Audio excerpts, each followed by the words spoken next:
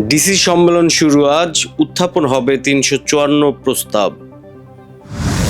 দুপুরে আখেরি মোনাজাতের মধ্য দিয়ে শেষ হচ্ছে তৃতীয় ধাপের ইজতেমা।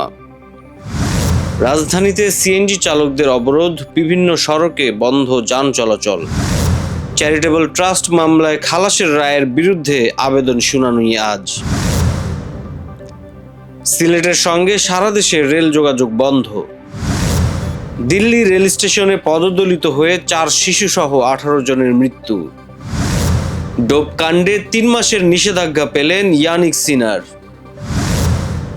হুমকির অভিযোগে ঢাকা মহানগর নাট্যোৎসব স্থগিত।